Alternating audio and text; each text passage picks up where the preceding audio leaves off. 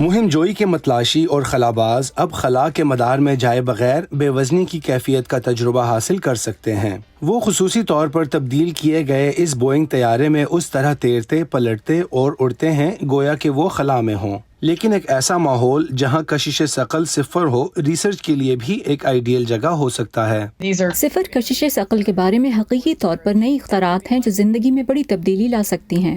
امریکہ میں متعدد یونیورسٹیاں امریکی خلائی ادارے ناسا کے اشتراک سے اپنی ان ٹیکنالوجیز کو بہتر بنانے اور ترقی دینے کے لیے ریسرچرز کی ٹیمیں خلا کے زرعی مدار میں بھیج چکی ہیں۔ یونیورسٹی آف لوئیویل میں ریسرچ کرنے والے اس طرح کی پروازوں کے دوران خشک منجمد خون کو پاؤڈر کی شکل میں تبدیل کرنے اور پھر اسے پانی کے ساتھ دوبارہ اصل شکل میں لانے پر تجربات کر رہے ہیں۔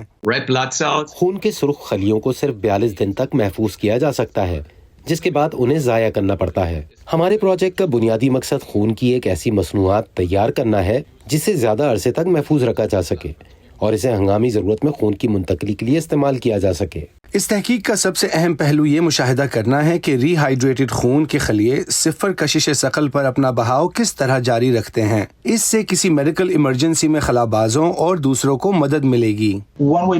ایسا کرنے کا ایک طریقہ یہ ہے کہ ریسرچ کسی ایسے طیارے پر کی جائے جس میں مختصر دورانیے کے لیے کشش ثقل کو صفر پر لایا جا سکے تاکہ ابتدائی نتائج اخذ کیے جا سکیں۔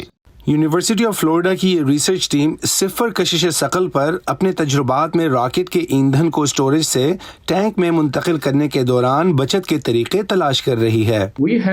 ہم نے ایک نئی ٹیکنالوجی تیار کی ہے جو پروپیلنٹ ماس کو 50% سے زیادہ محفوظ کر سکے گی۔